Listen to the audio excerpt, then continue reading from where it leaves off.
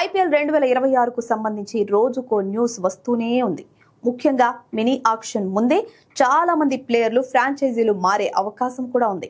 కాగా ఇప్పటికే ఈ ట్రేడ్ విండో వేడి రాజుకుంటున్న నేపథ్యంలో Rajasthan Royals captain Sanju Samson Chennai super Kings జట్టుకు ట్రేడ్ అయ్యే అవకాశాలున్నట్లు బలంగా వార్తలు వినిపిస్తున్నాయి. ఒకవేళ ఈ డీల్ దాదాపు ఖరారైతే రాజస్థాన్ జట్టుకు కొత్త కెప్టెన్ ను ఎన్నుకోవడం తప్పదు. దీంతో ఈ కెప్టెన్సీ రేస్ లో సీనియర్లలో ఎవరూ లేకపోగా ముగ్గురు యువ ఆటగాళ్ల పేర్లు ప్రముఖంగా వినిపిస్తున్నాయి. అయితే చాలా మంది ఊహించినట్లుగా నిలకడగా జట్టులో కొనసాగుతున్న రియాన్ పరాగ్ కాకుండా ధ్రువ్ జురెల్ లేదా యశస్వి జైస్వాల్లో ఒకరు రాజస్థాన్ పగ్గాలు చేపట్టే అవకాశం ఉందని నివేదికలు వినిపిస్తున్నాయి. గత ఏడాది కొన్ని మ్యాచ్లకు రియాన్ పరాగ్ నాయకత్వం వహించాడు. అయితే ధ్రువ్ జురెల్ కూడా 2020 అండర్-19 ప్రపంచ కప్ లో భారత జట్టుకు వైస్ కెప్టెన్ గా వ్యవహరించాడు.